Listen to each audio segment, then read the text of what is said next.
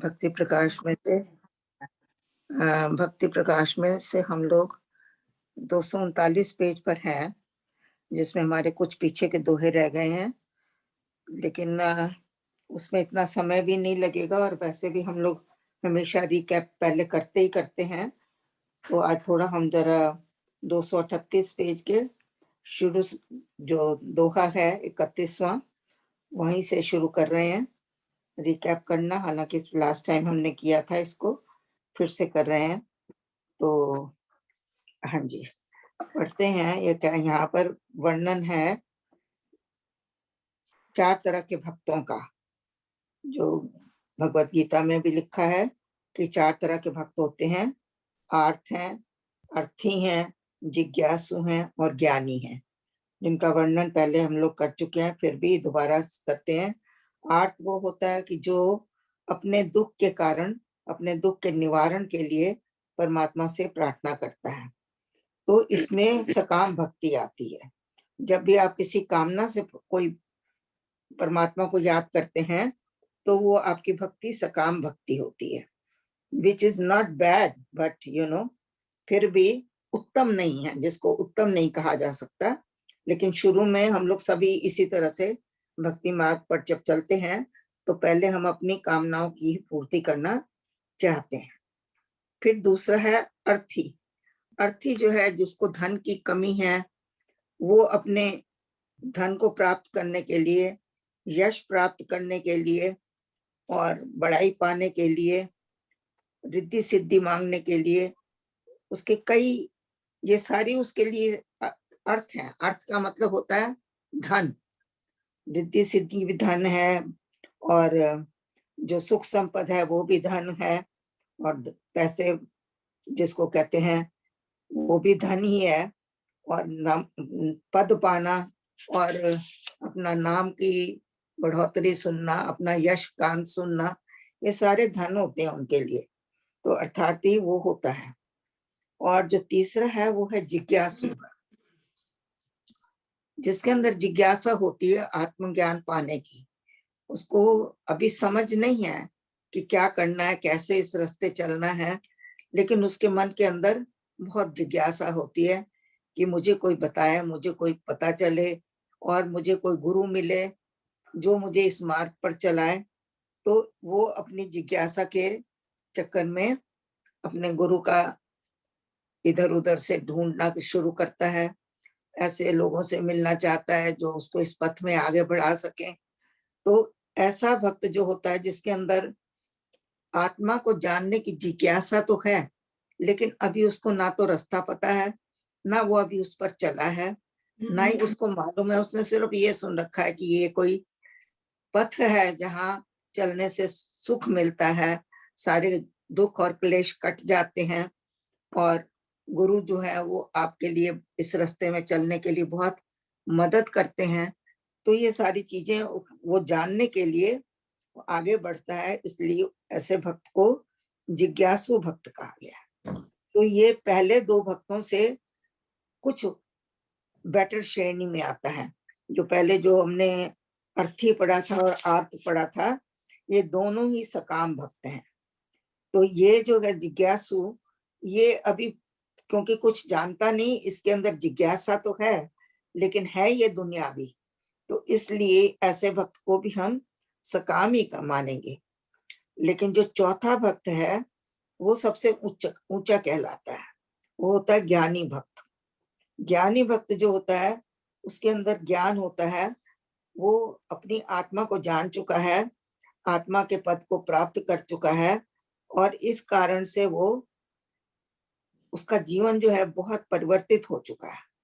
उसके कर्म जो है निष्काम कर्म हो गए हैं, वो सेवा में रहता है, अपने कर्मों को उसने सुधार लिया है, कोई गलत काम नहीं करता। उसके लिए यही होता है कि जिसमें दूसरों को खुशी मिले मैं वही करूं, और अपना स्वार्थ उसका खत्म हो जाता है।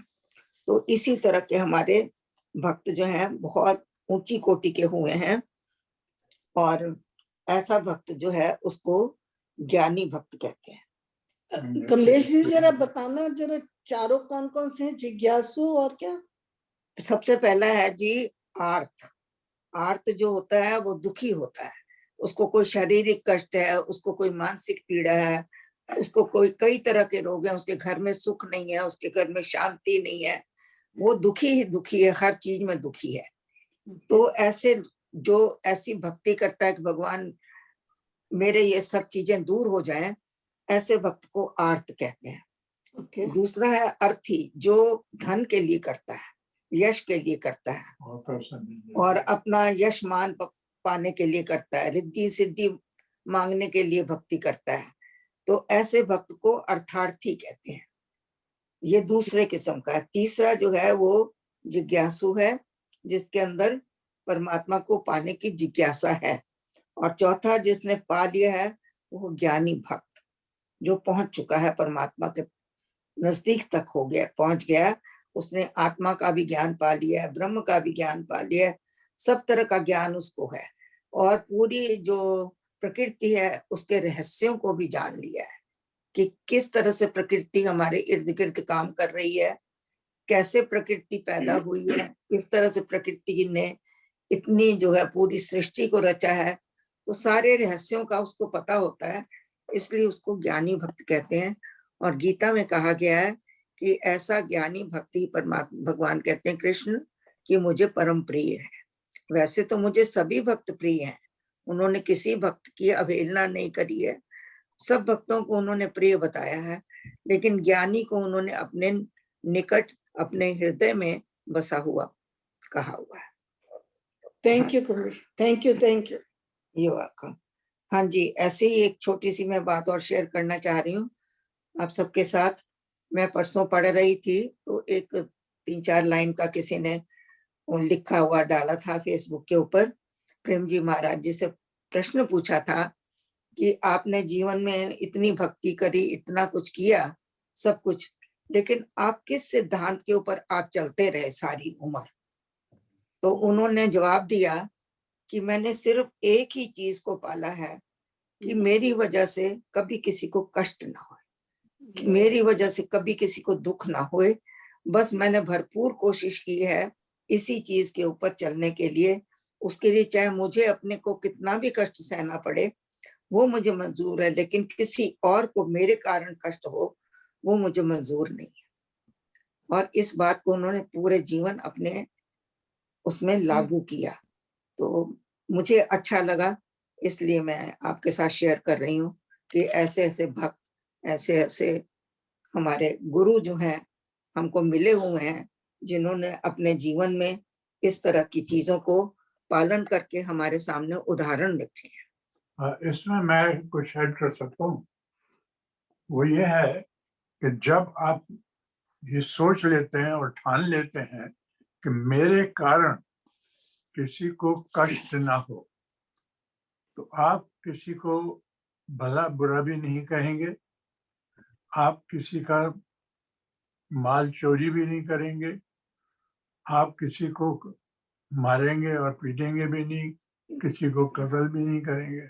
मतलब यह है आपकी पूरी जीवन पद्धति अगर इस पर आधारित है तो आप कोई भी बुरा कर्म कभी भी नहीं करेंगे।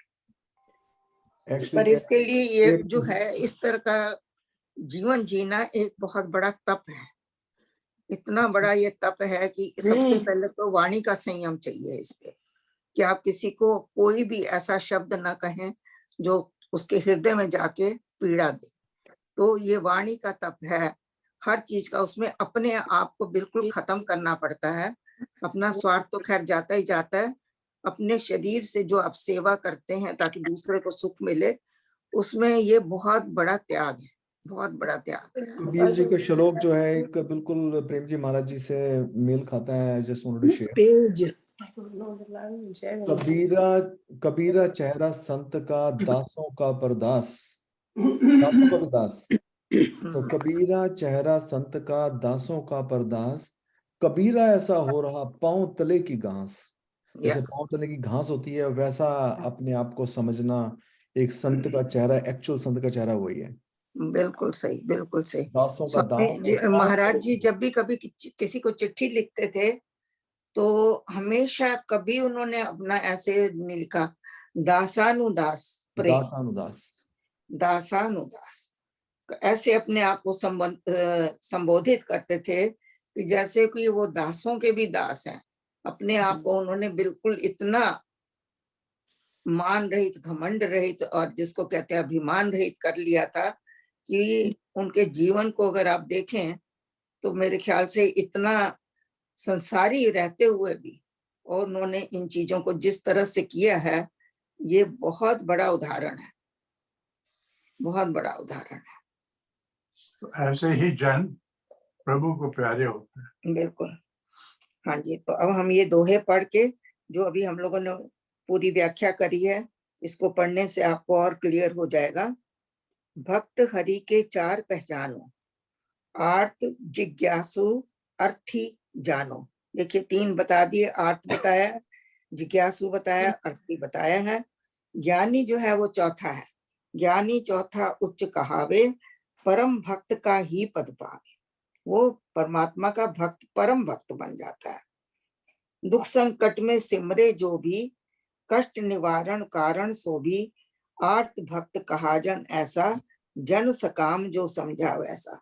ये बता रहे हैं कि जो दुख में और परमात्मा को याद करता है, अपने कष्ट के निवारण के लिए परमात्मा को याद करता है, वो आर्त भक्त होता है और उसकी भक्ति सकाम भक्ति होती है। अब दूसरे का बताया, जिज्ञासु जो है वो जानना चाहता है। जिज्ञासु जो ही जानना चाहे, आत्मपद पहचानना चाहे। वो जिज्ञासु जानना चाहता है, आत्मपद को पहचानना चाहता है। और लगन युक्त श्रद्धार सरंगा, भावुक भक्त भला भाव का चंगा।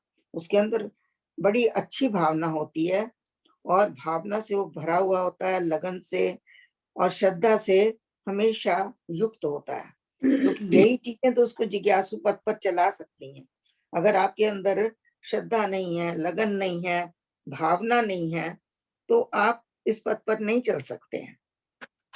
अब आगे वो बता रहे हैं, ईश प्रेम में केवल भीना, आत्मिक ज्योति में लवलीना, करे कीर्तन चिंतन सुज्ञानी, परम सुभक्त हो निरअभिमानी। बता रहे हैं कि यहाँ पर जो ज्ञानी भक्त को बता रहे हैं कि वो कैसा होता है, प्रेम में, भगवान के प्रेम में भीगा हुआ रहता है हमेशा।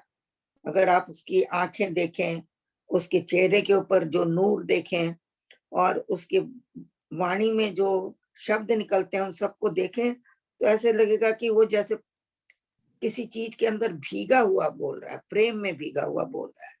और उसके अंदर आत्मिक ज्योति जो है वो जलती रहती है, आत्मा क्यों हमेशा, क्योंकि वो आत्मा में स्थिर हो चुका होता है। इसलिए वो जो है आत्मा में ही रहते हुए सारे काम करता है और आत्मा की ज्योति जो है उसको हमेशा पथ प्रदर्शन करती रहती है। क्योंकि आत्मा की ज्योति ही आपको रास्ता बताती है कि कौन सा मार्ग ठीक है, क्या ठीक नहीं है। तो इस सारी चीजों के लिए ये ज्ञानी भक्त के लक्षण बता रहे हैं। और वो क्या करता है? हाँ जी कमलेश दीदी, हाँ हम जी तो 45 तक पढ़ चुके हैं।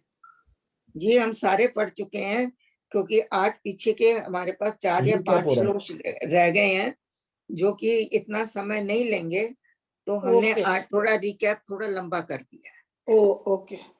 हाँ जी।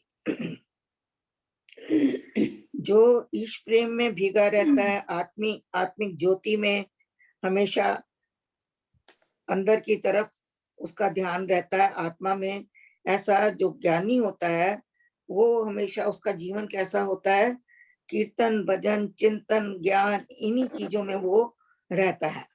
और उसके अंदर अभिमान नाम की कोई भी एक निशानी तक नहीं होती है।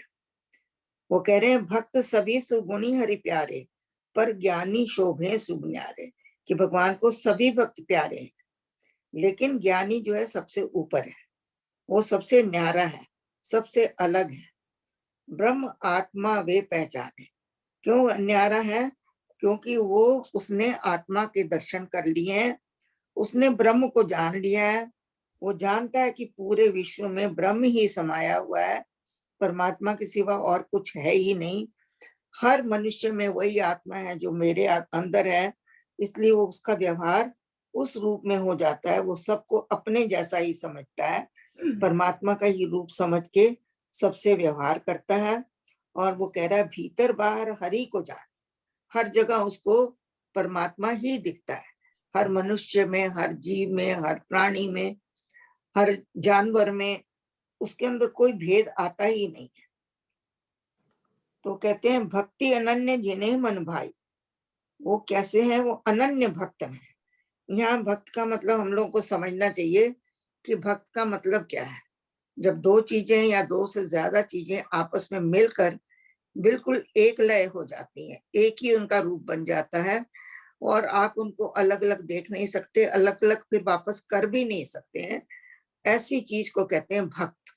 वो मिल गई उसको आप विभक्त नहीं कर सकते। हाँ, उसको आप अलग, तो जो परमात्मा से अलग है उसको हम विभक्त कहते हैं।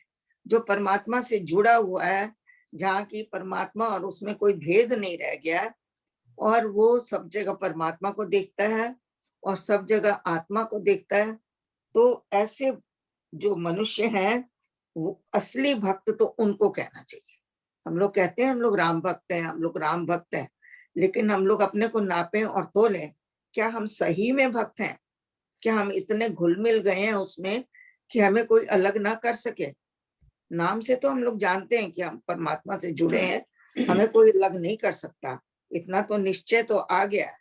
लेकिन अंदर में जो हमारे स्वरूप को अगर पहचाने तो अभी भी हम परमात्मा से दूर हैं, थोड़े विभक्त हैं।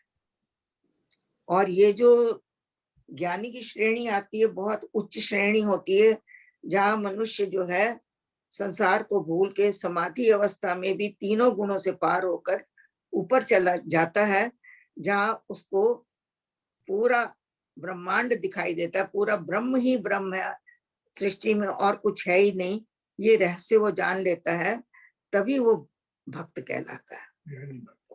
हाँ ये जी। कमलेश जी, ये जो चार तरह के भक्त का विवरण हुआ या गीता में सब जगह ही आता है। हाँ ये जी। एक जर्नी है जो इस तरफ परमात्मा की तरफ चल रहा है। हाँ, ये भी कह सकते हैं, क्योंकि सबसे क्योंकि पहले तो हम हर अर्थ ही मानते हैं क्योंकि या दुख। कई ऐसे ये हमारे कितने जन्मों से चल रहे हैं कि हम थोड़ा उस परमात्मा की ओर जैसे जाते हैं, क्योंकि कई ऐसे इंसान हैं जो एकदम गुरु मिला और उनको ज्ञान प्राप्त हुआ और एकदम परमात्मा के पास से एकदम चले जाते हैं। लेकिन कुछ हम जैसे इतना समय गुरु के मिलने के बाद भी हम उस तरफ इतना जितना मतलब ये कुछ कुछ आत्माएं इतना आगे बढ़ चुकी हैं, और उसी तरह इन्होंने कृष्ण जी ने या यहाँ पे सारे चार तरह के स्टेजेस, सोल की स्टेजेस बताई है, कहाँ कहाँ वो थोड़ा थोड़ा और ज्यादा इनसाइड होता है और अपनी आत्मा को और परखता है और उसके पास जाता है धीरे धीरे धीरे धीरे। तो ये इस तरह से जैसे प्रेम जी महाराज जी थे, तो इस तरह के ज्ञानी भक्त जो इसी जन्म में गुरु को पाकर और एकदम ब्रह्मलीन होते हैं। तो ये स्टेजेस का मुझे लग रहा है कि हम लोगों की क्या स्टेज है। हर आर्त है, इंसान अलग जिज्ञासु अलग है। है। हाँ जी, जिज्ञासु है, आरती है, या या हम लोग क्या सभी कौन सी देखिए, स्टेज है। हम जब अपने मन के साथ बैठते हैं, जब हम अपने साथ बैठते हैं तो हमें खुद पता चलता है हम कहाँ पे हैं। तो या क्योंकि हमारा मन ही बताता है, वो कभी ईर्ष्या की तरफ जाएगा, कभी मोह की तरफ जाएगा, कभी किस तरफ जाएगा, तो वही हमें मन ही बता देगा कि तुम कहाँ पे टिके हो। तो या आई थिंक ये स्टेजेस मैं ये सोचती हूँ कि हम लोग भी अभी अगर हम देखें तो हम लोग भी अभी अर्थी भी हैं, आर्त भी हैं, जिज्ञासु तो है ही हैं, पर ज्ञानी तो खैर अभी हम सोच भी नहीं सकते कि हम लोग ज्ञानी हैं। हाँ, वो रास्ते पर चल, लेकिन ये कहें कि हमारा आर्त बिल्कुल छूट गया, हम दुख में भगवान से कुछ मांगते नहीं, या हमारे पास जब कमी होती है तो हम कभी उससे प्रार्थना नहीं करते, तो अभी हम लोग उन्हीं अवस्थाओं में घूम फिर रहे हैं। लेकिन ये है कि अब जितना पहले ये होता था कि हमारे सिर्फ भक्ति होती थी सिर्फ अर्थ के लिए, सिर्फ अपने दुखों के लिए, अब वो चीज नहीं है। लेकिन फिर भी कभी कभी इतना कठिन समय जब आ जाता है तब हम लोग भी उन चीजों को मांगते हैं। ऐसा कोई रोग आ जाए, ऐसी कोई विपदा आ जाए, तो उस वक्त आपके मुंह से यही निकलता है कि जी भगवान इसको दूर करो, तो उस वक्त हम आर्त बन जाते हैं। वही समता में हम नहीं रह पाते। नहीं, हम समता लोग जो अभी है, भी या जैसे जैसे आगे बढ़ता है भक्त या उसकी तरफ जाने वाला, अंदर की तरफ जाने वाला सोल जो ज्ञान है, तो हमारे में है थोड़ा, आगे बढ़ते हैं, लेकिन अभी तैसे हमारे तैसे। व्यवहार में नहीं आ रहा। हाँ जी, समता में हम जितना आ जाए उसी से ही हमें अंदर का पता चलता है कि कितना हम कहाँ पे हैं। Joey, please come and sing a surgeon. हाँ जी, वो कहते हैं भक्त सभी सुगुण हरि प्यारे, पर ज्ञानी शोभे शुभ न्यारे। वो आत्मा को पहचानते हैं, ब्रह्म आत्मा वे पहचाने, भीतर बाहर हरि को जाने। ये हम लोग व्याख्या कर चुके हैं। भक्ति अनन्य जिन्हें मन भाई, प्रीति श्रद्धा जिनमें समाई, सबको समझे एक समाना, विप्र स्वपच सम ही जिन जाना। कि वो जो ऐसे भक्त हैं वो अनन्य भक्त हैं। अनन्य मतलब जिनके अंदर और कुछ अनन्य का मतलब अन्य नहीं। अ मीन्स नो, अन्य मीन्स नन्य मीन्स नो, बिल्कुल और कोई है ही नहीं सिवाय परमात्मा के। तो उनके अंदर बस श्रद्धा है, प्रीत है, भक्ति है। इसी तरह से वो अनन्य भक्ति करते हैं और सबको एक समान समझते हैं। उनके लिए कोई भेदभाव नहीं है, चाहे वो विप्र हो, विप्र का मतलब होता है पंडित, Can you बहुत please ज्ञानी come हो। very urgent? स्वपच का मतलब होता है कि जो मुर्दे Can you जलाने come वाले, मुर्दे जलाने वाले उनको सबसे ज्यादा नीच श्रेणी का माना जाता है और उनको चंडाल या डोम भी कहा जाता है। तो कहते हैं चाहे वो पंडित हो चाहे वो स्वपच हो, वो सब दोनों को ही बराबर समझता है। उसके लिए कोई भेदभाव नहीं है कि जो पंडित है वो बहुत ऊंचा है और स्वपच जो है डोम या चमार जो है वो इतना नीचा है। तो उनके सब बराबर है। You didn't charge it last night because you were doing this, all these. Please जरा पीछे की नॉइज पर ध्यान दे दें। हाँ जी आंटी प्लीज करो। हरि आराधन साधन नीके, करें कर्म सबके सुख ही के। वो क्या करते हैं, हरि की आराधना करते हैं और अच्छे अच्छे साधनों के द्वारा, साधन क्या है, अच्छे कर्म है, भक्ति है, सेवा है और परोपकार है, ये जप है, कीर्तन है, चिंतन है, मनन है, ये सारे साधन है परमात्मा के आराधन के, परमात्मा की भक्ति करने के। ये सब साधन है। इन साधनों को वो सब करता रहता है और सबके सुखों के लिए करता है। जो भी कर्म करता है उसमें उसको एक ही चीज दिखाई देती है कि ये कर्म किसी सुख के लिए है, दूसरे की, मेरे सुख के लिए नहीं, दूसरे के सुख के लिए। शुचि तन वचन मृदु मन ही के, तजे कर्म कटुतर ही फीके। ऐसे मनुष्य अपने तन मन धन से वचन से बिल्कुल शुद्ध होते हैं, पवित्र होते हैं, मृदु होते हैं, मीठे होते हैं, अपने मन से सबका उपकार करते हैं। तजे कर्म कटुतर ही फीके। जितने भी कटु कर्म होते हैं, क्रूर कर्म होते हैं या दूसरों को कष्ट देने वाले कर्म होते हैं, उन सबको से दूर हो जाते हैं। सबका हित उपकार ही चाहे, ऊंच नीच का भाव न लाए। हाँ जी, तो बहुत इसको व्याख्या नहीं करते हैं कि वो सबका उपकार चाहते हैं, ऊंच नीच का कोई भेदभाव उनके अंदर होता नहीं है। ज्ञानी भक्त जो होते हैं वो राम के रस में भीगे रहते हैं, हमेशा परमात्मा की भक्ति के अंदर भीगे रहते हैं या आत्मा में ही निवास करते हैं। क्यों आत्मा में निवास करते हैं? क्योंकि उन्होंने आत्मा के भेद को पहचान लिया है। आत्म भेद उन्हीं ने चीने, चीने मतलब होता है कि पहचान करना। आत्मा को उन्होंने पा लिया है कि आत्मा का भेद क्या है, कि आत्मा ना हम देह हैं, ना हम इंद्रियां हैं, ना मन है, ना बुद्धि है। ऐसा विचार करते करते वो आत्म पद तक पहुंच गए हैं और उन्होंने आत्मा की पहचान कर ली है, तो वही ज्ञानी भक्त होते हैं। कर्म समर्पण करके सारे भावों सातो राम द्वारे, सारे कर्म वो परमात्मा को समर्पित करते हैं और अपने भावों के साथ भक्ति करते हैं। एक निरंजन राम को माने, सिर्फ परमात्मा को ही मानते हैं, उनके लिए एक अखंड परमात्मा होता है।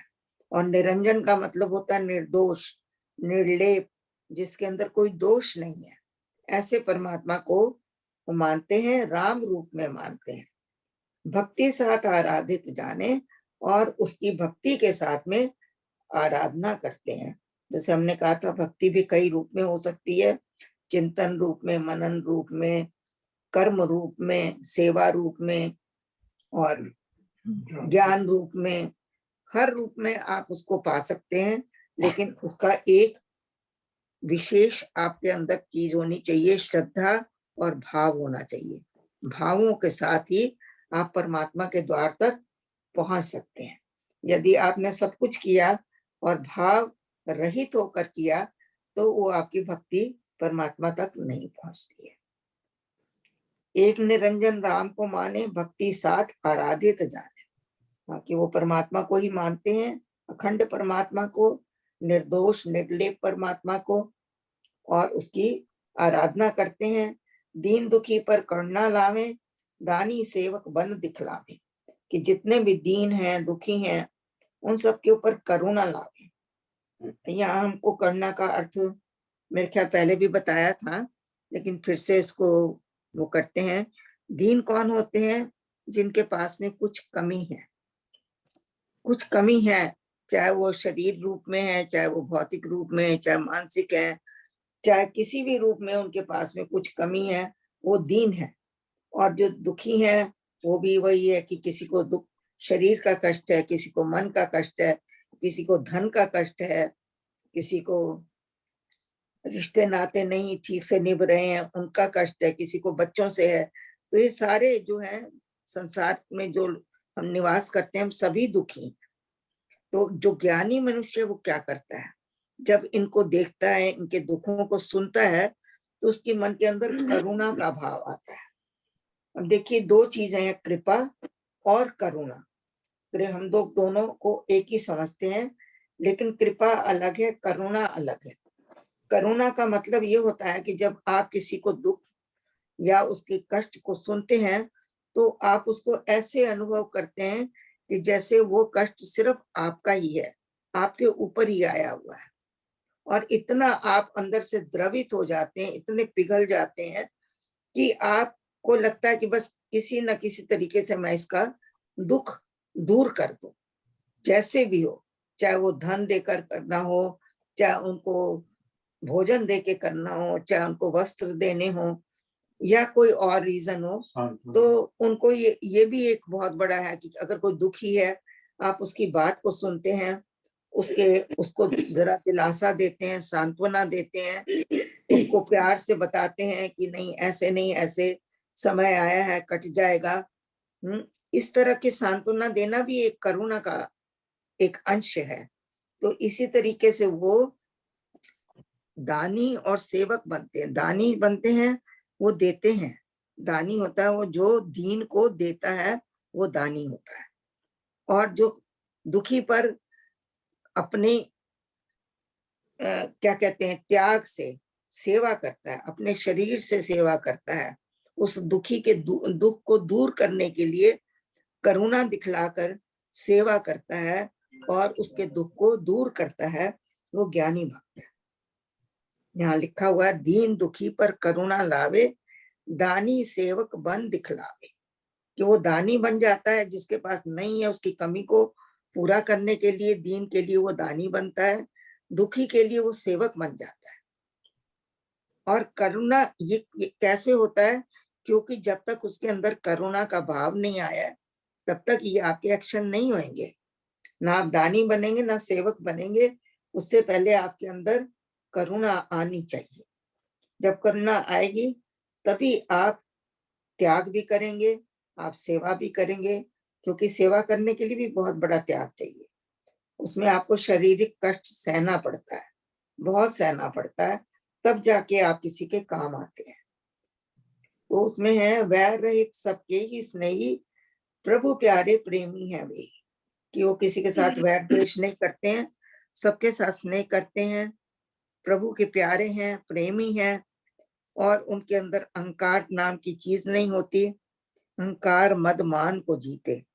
अहंकार भी ये नहीं है जिसमें कहते हैं कि कोई भी कर्म करते हैं वो अर्पित करते हैं परमात्मा को, कभी नहीं कहते कि मैंने किया। अहंकार तभी आता है जहां हम अपने मैं को जोड़ लेते हैं, तो वो अहंकार बन जाती है। उसको पता है कि मैं करने वाला नहीं हूँ, मैं एक निमित्त मात्र हूँ, मुझे एक परमात्मा ने चुना है काम करने के लिए, तो वो उसी भाव से परमात्मा के काम को करता है और अपने मदमान को, मद कहते हैं नशा, जब आप कुछ चीज पा लेते हैं तो आपको नशा आता है, धन का भी नशा होता है, पद का भी नशा होता है, हर चीज का नशा होता है। तो वो कहते हैं कि वो उसके अंदर इस तरह का कोई भाव नहीं होता। क्यों नहीं होता? क्योंकि ये सारी चीजें अहंकार से आती हैं। अगर आपके अंदर अहंकार नहीं है तो आपके अंदर मद भी नहीं आएगा, मान भी नहीं आएगा। आपको पता है मैंने कुछ किया ही नहीं है, ये करने कराने वाला परमात्मा है, वही करवा रहा है, वही कर रहा है। तो इसी तरह के भाव से प्रेम के प्याले पीकर वो संसार में रहते हैं और अपने अपने कर्म करते रहते हैं। कष्ट सहे पर हरिजन हेतु, राम भक्त वे सुख के सेतु, कि वो दूसरों के को सुख देने के लिए बहुत कष्ट सहते हैं। जैसे अभी हमने प्रेम जी महाराज जी का उदाहरण सामने रखा था कि वो दूसरों के लिए कष्ट सहते थे, लेकिन एक ही होता था उनका ध्येय कि इसको मेरे कारण से कोई कष्ट ना हो, इसको मैं सुख दे पाऊं। राम भक्त वे सुख के सेतु, सेतु होता है ब्रिज, ब्रिज बनाते हैं दो चीजों को मिलाने के लिए, तो वे परमात्मा के सेतु बन जाते हैं, जुड़ जाते हैं परमात्मा से और उसका काम करने के लिए एक निमित्त बन जाते हैं। मन वच काया बुद्धि से जो ही हरि अर्पित हैं भक्त सोई, उन्होंने अपने मन को, वचन को, काया को, काया कहते हैं शरीर को, बुद्धि को, हर चीज को उन्होंने परमात्मा के समर्पित कर दिया है। और ऐसे को ही भक्त कहते हैं। भक्त कौन है? जिसने अपनी बुद्धि को परमात्मा में लय कर लिया, जिसने अपनी काया को परमात्मा में लय कर दिया, वचन को लय कर दिया, मन को लय कर दिया, तब उसके पास अपना कुछ रह नहीं जाता। और जब वो सब तरह से परमात्मा में घुल मिल जाता है तो असली भक्त वो ही कहलाता है। हरि अर्पित, परमात्मा के समर्पित ही होता है। ऐसे भक्त राम को बहुत प्यारे होते हैं और वे इस संसार में के परमात्मा के बगीचे के एक सुंदर फूल होते हैं। जैसे क्यारी में सुंदर फूल होते हैं, इसी तरह से ये परमात्मा के भक्त परमात्मा की बोई हुई क्यारी, इतनी जो उसने क्यारी में पुष्प लगाए हैं तरह तरह के, उसमें ये सुगंधित फूल होते हैं। ये आंटी निर्भय भाव। हाँ जी, अभी आपने जो ये लाइन बोली इसके लिए एक थोड़ा सा आपको रेस्ट भी मिल जाएगा।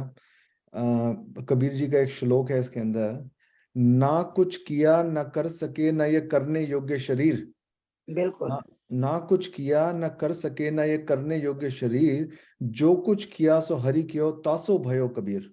बिल्कुल बिल्कुल वाह, सही। वाह, वाह कबीर जी, आपको बहुत बहुत हमारा शिष्य। नमस्कार। ऐसे ऐसे भक्त जो हैं उनके आगे अगर हमारा सिर सदा झुका रहे तो बहुत ही अच्छा भाव उत्पन्न होता है हमारे हमें भी दिलों कुछ ज्ञान की प्राप्ति में। हो। या ऐसे जो यहाँ सारे ज्ञानी भक्त के लक्षण दिए गए हैं कि वो भक्त ज्ञानी भी है और भक्त भी है, दोनों तरह से वो जुड़ा हुआ है और घुला मिला हुआ परमात्मा से। क्रोध द्वेष से रहित सुहाने, निर्भय भाव भावना वाले, हरि भक्ति की कामना वाले। उसके अंदर एक ही चीज रहती है कि भाई मैं भक्ति से कभी अलग ना हूं, मैं भगवान के जो हुक्म मेरे को हो रहा है, जो भगवान ने मुझे काम दिया है, उससे मैं कभी अलग ना हूं। और वो निर्भय होकर काम करते हैं। कभी उनके मन के अंदर न क्रोध है न द्वेष है, और वो सभी के भले के लिए भक्त बनकर और शुभ कर्म करते हैं और निर्भय भाव से करते हैं। कोई उनमें भय का भाव नहीं होता, ये नहीं सोचते मैं ये करूंगा तो दुनिया मुझे क्या कहेगी, है मुझे इसमें मान मिलेगा कि सम्मान मिलेगा कि लोग मेरे को लताड़ेंगे या मेरे को बुरा भला कहेंगे, ऐसा भाव उसके अंदर कभी भी नहीं आता। वो निर्भय होकर काम करता है। ऐसा मनुष्य जो होता है वो विचारक होता है, चतुर होता है, शुचि सुविवेकी। देखिए 4 लक्षण बताए उन्होंने ज्ञानी के, कि ज्ञानी कैसा होता है, विचारक होता है, हर काम सोच समझ के करता है और चतुर होता है। उसके अंदर वो दूरदर्शिता होती है, वो पहचान लेता है कि क्या कौन सा काम जो है ठीक है, कौन ठीक नहीं है। चाहे वो कितने भी उसके आगे भ्रम आ जाए, वो उन भ्रम में फंसता नहीं है। वो उसमें से निकल के अपनी चतुरता के बल पर, अपने विचार के बल पर, अपने विवेक के बल पर और अपनी पवित्रता के बल पर, शुचि कहते हैं पवित्र, और विवेक कहते हैं जो बुद्धि हमारी जब उसको विभाजित करती है किसी भी कर्म को, तो उसको जब हम करते हैं कि क्या अच्छा है, क्या गलत है, क्या ठीक है, इसको अलग अलग करना, अलग अलग देखना, ये बुद्धि का काम है। बुद्धि जो है 2 तरह से काम करती है, एक तो निर्णय लेती है और दूसरा ये विवेक करती है, अच्छे और बुरे की पहचान करवाती है। तो जो ज्ञानी भक्त है वो विचारक भी होता है, चतुर भी होता है, पवित्र तो है ही है और विवेकी भी होता है, और कभी भी चिंता नहीं करता है किसी काम को करने से पहले या करने के बाद। और वो ये कहता है चिंता रहित, चिंता के बिना रहता है, क्योंकि जब आप चिंता करते हैं तो अपने काम को पूर्ण समर्पित नहीं हो पाते। तो पूर्ण तरह से अपने काम को ठीक करने के लिए मनुष्य के अंदर चिंता नहीं होनी चाहिए, क्योंकि चिंता आपको भविष्य में ले जाती है कि मैं ऐसा करूंगा तो क्या होएगा, या चिंता आपको भूत में ले जाती है कि मैंने पहले ऐसा किया था, उसके कारण मुझे ऐसा हुआ था, अब मैं फिर ना ऐसे करूं। तो वो चिंता जो है वो आपको कर्म में पूरा निष्काम कर्म करने में पूरी मदद नहीं करती है, ये आपको पथ भ्रष्ट करने में। तो इसलिए वो कभी भी चिंता न करके चिंतन करता है, और चिंतन कहाँ है, विवेक में। देखिए सुविवेकी जो है वो चिंतन करता है और फिर उसको विचार करता है और चिंता नहीं करता। फिर वो ये भी आगे कहते हैं चिंता रहित किए न किए की, जो काम हो गया वो भी ठीक है, जो नहीं हुआ रह गया उसकी भी चिंता नहीं कर, अरे ये तो रह गया, अरे ये तो मुझे करना था। नो, उन्होंने जितना काम हो गया, जैसा हो गया, जितना हो गया, वो ये सोचते हैं कि मैं करने वाला था नहीं, मेरे से जितना परमात्मा ने करवाया या जितना उसने किया, जितनी मेरे को बुद्धि दी, ये सब उसके लिए है, तो मुझे चिंता करने की कोई आवश्यकता बिल्कुल नहीं है। तो वो सब चीजें परमात्मा के भरोसे ही रहकर सब चीजों को करता है। सदा रहें जो राम सहारे, प्यारे भक्त प्रभु के भारे। ऐसे भक्त जो हैं सिर्फ प्रभु के सहारे रहते हैं, जो करवा दिया परमात्मा ने ठीक, जो उसकी इच्छा से हो गया वो सही, और जो नहीं हुआ वो भी सही। और ऐसे भक्त जो हैं प्रभु के प्यारे होते हैं, प्रभु के भारे। भारे का मतलब बहुत ज्यादा, प्यारे भक्त प्रभु के भारे, प्रभु के बहुत ज्यादा भक्त होते हैं, बहुत ज्यादा प्यारे होते हैं। मेल शुभाशुभ बीच न डोले, कटु कठोर कभी भी न बोले। तो क्या करते हैं, सब लक्षण ही हैं, एक एक कर एक एक दोहे में कितने कितने लक्षण बताए हैं कि वो किसी चीज का मेल में शुभ हो या अशुभ हो, वो डोलते नहीं है। कोई चीज में उनको ये नहीं लगता कि ये बुरी है, ये अच्छी है। शुभ और अशुभ के मेल में वो डोलते नहीं है। उनको ये पता है कि शुभ भी परमात्मा का है, अशुभ भी उसका ही दिया हुआ है, हरी इच्छा में वो रहते हैं। और कटु कठोर कभी भी ना बोले, और वो कभी भी कठोर वचनों से किसी का मन नहीं दुखाते हैं, हमेशा सबको सुख देने के लिए काम करते हैं। शत्रु मित्र को समकर माने, मान अमान सम्मान ही जाने। तो उनको चाहे मान मिले चाहे अपमान मिले, वो दोनों को समान मानकर एक्सेप्ट करते हैं, और ये जानते हैं कि ये अगर मेरे को मिला है तो ये भी कोई परमात्मा की इच्छा होगी, मैं उसकी इच्छा को मानकर इसको स्वीकार करता हूँ। तो मान अपमान में वो फंसते नहीं हैं और शत्रु और मित्र को बराबर ही जानते हैं।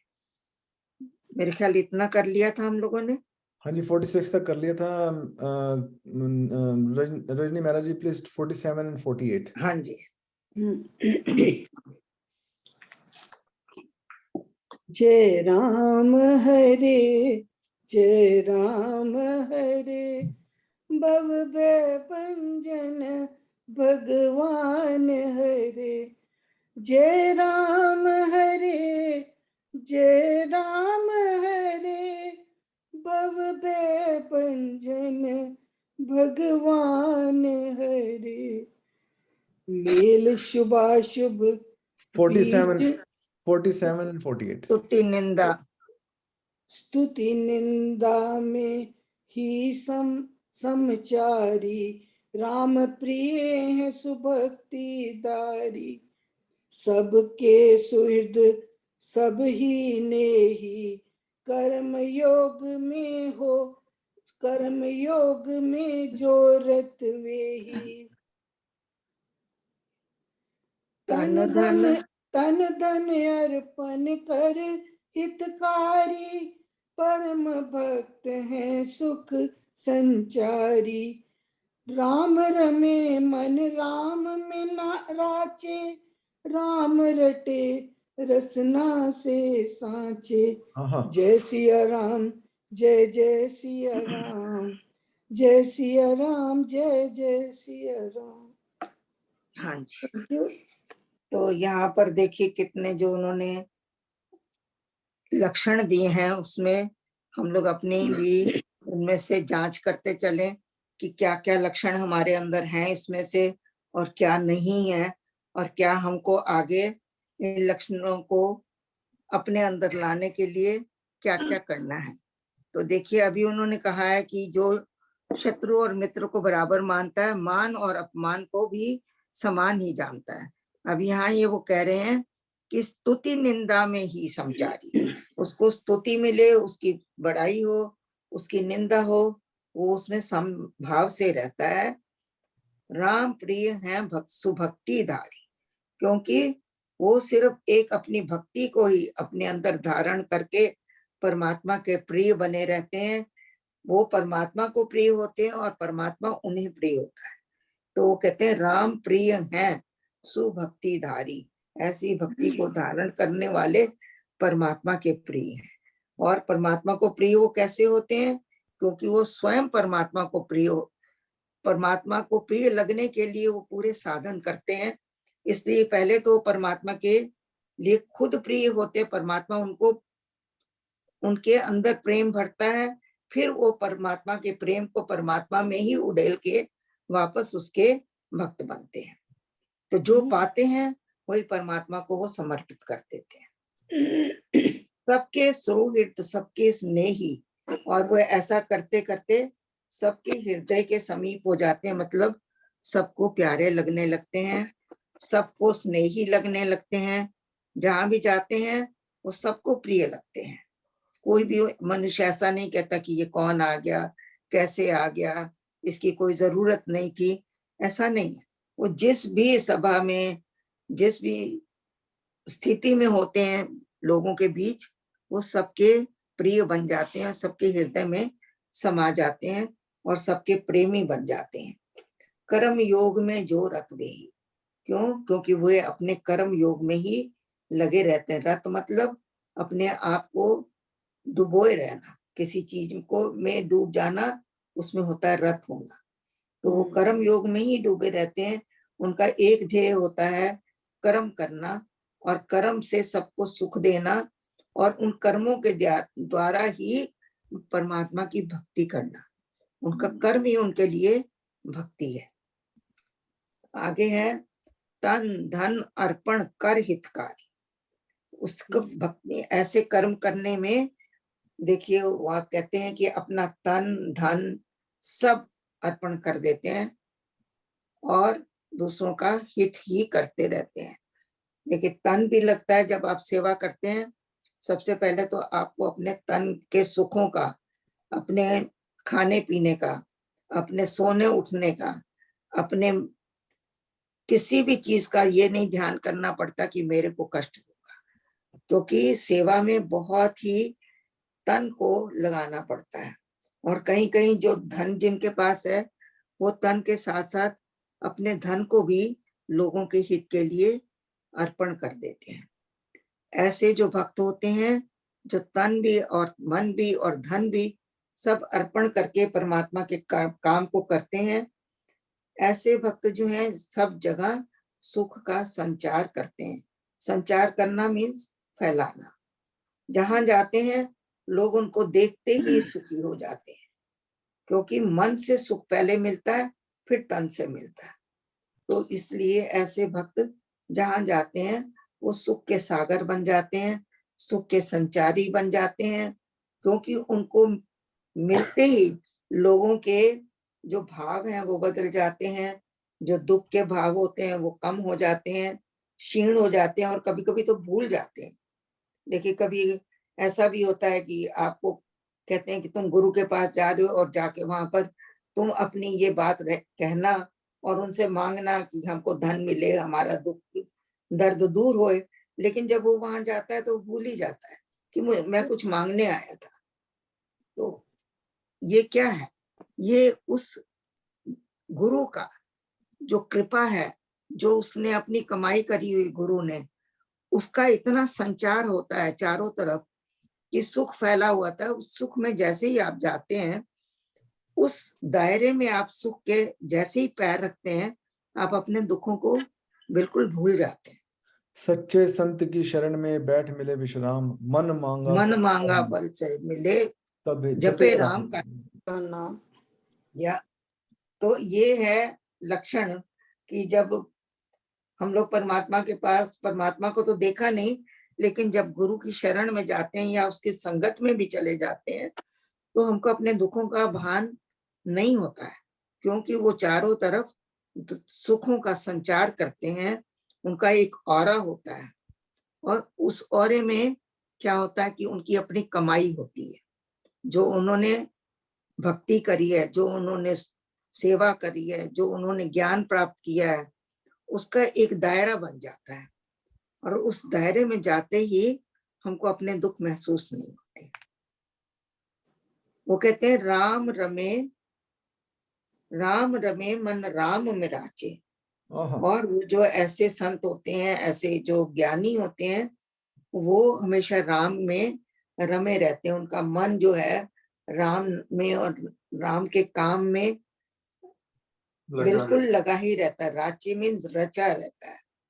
राम रटे रसना से साचे।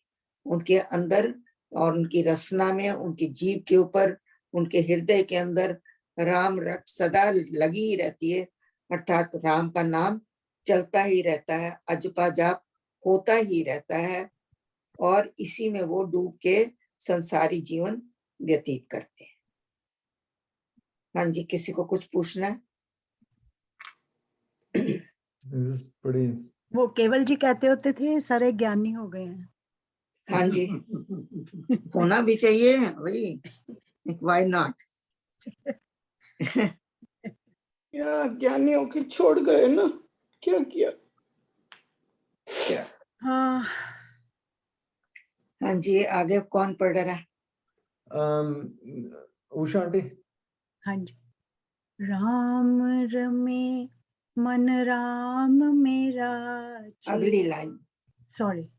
ऐसे भक्त ईश के प्यारे, दीन हेत जिन सब कछुवारे, प्रेम पंथ में पग को राखे, महामधुर फल उनमें चाखे, राम भरोसे काटे रातें, मधुर मृदु शुभ बोले बातें, कोमल करम करे मन दे के, छके रहे हरि नाम को लेके। हाँ, क्या बात है आंटी। वाह, ये सारे लक्षण पहले ऊपर भी बताए जा चुके हैं कि ऐसे भक्त जो होते हैं ईश के प्यारे होते हैं, भगवान के बहुत नजदीक होते हैं, बहुत नजदीक होते हैं। इवन भगवान कहते हैं वो मेरे हृदय में समाये रहते हैं। दीन हेत जिन सब कुछ वारे, जिन्होंने दीनों के कारण, हेत मतलब कारण, दीन माने जो दीन दुखी हैं, जिनके अंदर, जिनके पास कुछ है नहीं, वो अपने आप को दीन समझते हैं, ना उनके पास कोई सुख है, ना सुविधाएं हैं, ना संसारिक उनके पास भोग है, ना उनके पास में भक्ति, जिनके पास नहीं है वो भी दीन है। तो ऐसे मनुष्यों को के लिए जिन्होंने सब कुछ वार दिया, कई ऐसे होते हैं, अब देखिए हम लोग दीन अपने को कहते हैं, जब गुरु के पास जाते हैं तो वो दाता बन जाते हैं, हम दीन होते हैं, वो हमको भक्ति का दान देते हैं, हमको ज्ञान का दान देते हैं, हमारे अंदर प्रेम के संस्कार डालते हैं। तो ये सारी चीजें जो है, इसके बहुत छोटे अर्थ नहीं लेने चाहिए कि दीन वही है जिसके पास खाने पीने को नहीं है, रहने को नहीं है, पहनने को नहीं है। हम सभी दीन है। हम सब दीन है। हम तो अगर हम मान जाएं कि हम दीन है, तो बिल्कुल दीन बंधु की कृपा तो हमेशा ही हम पे होती रहती है, लेकिन हम अपने आप को दीन मानते ही नहीं है। बिल्कुल क्योंकि सही है। बिल्कुल, क्योंकि वो जो हमारा अहंकार जो है वो हमें मानने नहीं देता, नहीं हम ये हैं, हम वो है। क्योंकि तो हम अगर हम सोचते हैं कि दीन मान जाएं, अपने आप को दीन माने, तो उसकी कृपा तो, संत की कृपा, गुरु ने तो सारी कृपाएं हमारे पे कर दी। तो हमें हमें खुद में ही सारा कुछ हम करने लोग की ये है। सोच लेते हैं ना कि हमारे पास खाने पीने को है, रहने को है, ऐशो आराम की सारी चीजें, हम कहाँ से दीन हो गए। वो पर शरीर ये तक नहीं लिमिटेड सोचते हो कि जाता हमारे पास में जो अमूल्य से अमूल्य चीज है, है, मूल्य चीज है। नाम हाँ, है, गुरु है, और जो हाँ, भक्ति है, इससे हम बिल्कुल वंचित हैं, और इसीलिए हम तो सबसे बड़े दीन हैं। तो बिल्कुल यही बात है कि अपने को दीन मानकर चलने पर परमात्मा की मानना। कृपा हाँ, हाँ, बरसती है, और हाँ उसकी जी, बरस रही है हर वक्त। हाँ जी, क्योंकि उनकी हम तो अपने हर को समझते नहीं हैं, और मानते हम नहीं सोचते है, हैं हमें क्या जरूरत है इसकी, हम तो मानते इसलिए नहीं। हमें मिलता नहीं। हाँ जी, इसको कहते हैं कि हमने छतरी लगा के रखी हुई है, हाँ, हालांकि अहंकार धूप की। नहीं है, गर्मी नहीं है, कुछ नहीं है, और हम छतरी लगाए रहते हैं, सोचते हैं कि हम बड़े सुरक्षित हैं। तो वही भाव यहाँ पर भी आता है कि जब हम अपने को समझते हैं कि हम दीन नहीं है, तो हमारे पर दया भी नहीं होती, कृपा भी नहीं होती है। तो वो कह रहे हैं कि ऐसे मनुष्य जो होते हैं प्रभु को प्यारे होते हैं, दीनों के हेतु सब कुछ वार देते हैं, प्रेम पंथ में वो चलते हैं, अपने पग मतलब पग को राखे मतलब प्रेम पंथ पर ही, वही उनका एक रास्ता है कि प्रेम का मार्ग, उसी मार्ग पर चलते हैं कि खुद प्रेम में डूबे हैं, दूसरों को भी प्रेम ही बांटते हैं। तो इसलिए उनको कहते हैं कि वो प्रेम पंथी हैं। प्रेम पंथी ही प्रेम को दे सकता है। जिसके अंदर अपने प्रेम नहीं है, वो दूसरे को क्या देगा। अगर हम खाली हैं तो हम दूसरे को क्या देंगे। तो प्रेम से भरे होते हैं, और प्रेम से भरे हुए प्रेम ही दुनिया में बांटते हैं। क्योंकि महामधुर फल उनने चाखे। महामधुर फल क्या है। महामधुर फल हमारी आत्मा का ज्ञान है कि उन्होंने उस रस को चख लिया है कि जो हमारा आत्मा है वो सर्वोपरि है, ना हमारी मन बुद्धि इंद्रियां अहंकार कुछ भी तो नहीं है हमारे लिए। हमारे लिए अगर है तो एक हम आत्मा ही है, और हम स्वयं आत्मा है। इन चीजों का फल जो है उसने समझ लिया है, और उसी मधुर फल के अंदर वो खुद भी रहते हैं, और वही फल का रस जो है वो सबको बांटते हैं, आत्मज्ञान फैलाते हैं, आत्मज्ञान में खुद छके रहते हैं। तो यही उसी बात को यहाँ पर बता रहे हैं कि राम भरोसे काटे रातें, मधुर मृदु शुभ बोले बातें। परमात्मा की भरोसे में रहते हैं, आजकल की नहीं सोचते कि वो सिर्फ बस उस क्षण जीते हैं जिस क्षण में वो हैं। ना वो भविष्य की सोचते हैं, ना वो भूत की सोचते हैं। तो इन चीजों से वो दूर रहकर सिर्फ परमात्मा के भरोसे अपने जीवन को काटते हैं। मधुर ना मृदु। ना भूख की सोचते हैं, दूसरा क्या? भूत, भूत मतलब होता है पास्ट, अच्छा, और दूसरा होता है भविष्य। क्योंकि जब आप भूत और भविष्य में रहते हैं, तो आप जिस क्षण में अभी वो प्रेजेंट में हो, उसको आप नहीं देख पाते हो। enjoy नहीं तो we move from present to past and future. तो ओके इसलिए वो जो ज्ञानी भक्त हैं वो कभी भी पास्ट और फ्यूचर में लिव नहीं करते हैं। जीवन उनका हमेशा उस एक आज क्षण में होता है जो क्षण उनके सामने है, उसको वे अच्छी तरह जीते हैं। उसी क्षण को वो दूसरों के लिए अपना समर्पित करते हैं और इसी तरह से उनका जीवन काटे राते का मतलब यही है कि अपने जीवन को इसी तरह बिताते हैं और मृदु बोली बोलते हैं, मीठा बोल बोलते हैं और अपना ज्ञान बांटते ही रहते हैं। जैसे हमने पहले ऊपर भी कहा है, कोमल कर्म करें मन दे के, और शुभ कर्म करते हैं, कोमल कर्म करते हैं, कठोर कर्म नहीं करते, लोगों को कष्ट देने वाले काम नहीं करते हैं। जो दूसरों को कष्ट देने वाले काम है उनको कठोर कर्म कहा है, और जो दूसरों को सुख देने वाले काम है उनको कोमल कर्म कहते हैं। मन देकर का मतलब है कि अपने मन से करते हैं, ये नहीं कि मन नहीं है लेकिन फिर भी कर्म कर रहे हैं। मन दे के मन को अपने कर्मों में जोड़कर फिर वो कर्म करते हैं। छके रहें हरि नाम को लेके, परमात्मा के नाम में हमेशा छके रहते हैं, भीगे रहते हैं, रमे रहते हैं, डूबे रहते हैं। कुछ भी वर्ड इसमें आप छके से लगा सकते हैं। हाँ जी, ये 49 लाइन सेकंड लाइन है इसके अंदर, प्रेम पंथ में पग को राखे, महा मधुर फल उनके उनने चाखे। हाँ जी, तो इसमें भी एक थोड़ा सा मैं कबीर जी को थोड़ा सा देखता रहता हूँ, तो उन्होंने भी ऐसा दोहा लिखा है एक, जो कि बिल्कुल महाराज जी, और ये लगता है कि महाराज जी और कबीर जी एक ही लेवल के वो उनकी मनोस्थिति रही होगी कभी जिंदगी में। बिल्कुल। तो कबीर जी कहते हैं कि बड़ा हुआ सो क्या हुआ जैसे पेड़ जैसे खजूर, पंछी को छाया नहीं। फल बड़ा लागे बड़ा हुआ सो क्या हुआ जैसे पेड़ खजूर, जो चढ़ गया सो चाखे राम रस और गिरे सो चकनाचूर। चकनाचूर, या इसका दूसरा वर्जन यही है, बड़ा हुआ तो क्या हुआ जैसे पेड़ खजूर, पंछी पंछी को को छाया छाया नहीं, नहीं, फल फल लागे। लागे अति दूर। या हाँ चलो, जी, किरण आंटी 51 एंड 52। हाँ जी, राम राम जी।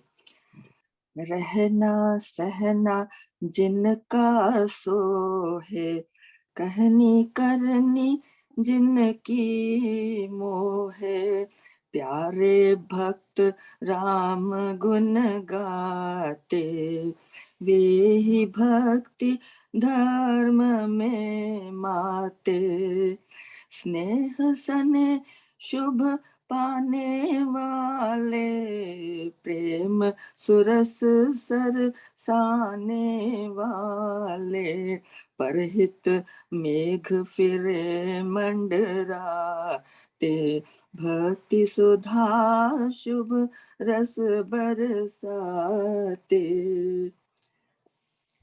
हाँ जी। रहना सहना जिनका सोहे, उनका रहन सहन भी ऐसा हो जाता है कि वो सबको देखकर एक प्रेरणा देता है, सबके लिए वो एक सुहावना बन जाता है, क्योंकि इतना सरल सीधा कपट रहित बिना दिखावे के उनका रहना होता है। जो भी कर्म करते हैं कभी उनमें ये नहीं आता कि लोग क्या कहेंगे या मुझे किसी को दिखाना है। तो इतना सरलता से वो जीते हैं, इतना जीवन उनका सहज हो जाता है और सरल हो जाता है कि वो देखने वाले को लगता है ये क्या, इतनी भी सरलता कहीं होती होगी। जैसे कि हमने अपने अपने गुरुओं में देखा है, कितने सरल हमारे देवजी महाराज जी थे, कितने सरल हमारे प्रेम जी महाराज जी हैं। खैर बड़े स्वामी जी को तो देखा नहीं है लेकिन पढ़ा जरूर है कि कितनी सरलता थी जीवन में। तो कहते हैं कि ऐसे जो मनुष्य होते हैं जिनका रहना सहना इतना सरल हो जाता है और उनकी जो कहना और करना है वो भी एक समान हो जाता है, और वो भी सबको मोह लेता है। जो कुछ भी वो करते हैं, जो कुछ भी वो कहते हैं, उनका कहने में इतनी सच्चाई और इतनी सफाई और इतना प्रेम और इतना बिना अहंकार के जब वो कहते हैं, तो निर्गुण होके जब वो ये कोई भी बात करते हैं, तो यही चीजें उनकी सबको मोह लेती हैं। कहनी करनी। हाँ, और कहनी करनी उनकी एक हो जाती है, जो कहते हैं वही करते हैं। ये नहीं कि कहना कुछ करना कुछ। तो कहते हैं रहना सहना जिनका सोए, जिनका रहना सहना इतना सरल सहज सुंदर और एक एग्जाम्पल और एक प्रेरणा बन जाता है, जो सबको सुंदर लगता है, और कहनी और करनी उनकी एक हो जाती है, और उनके शब्द जो हैं, ये सारी चीजें दूसरों को मोहती हैं, उनके एक प्रेरणा का कारण भी बनती हैं, और उनको एक उदाहरण का कारण भी बन जाती है।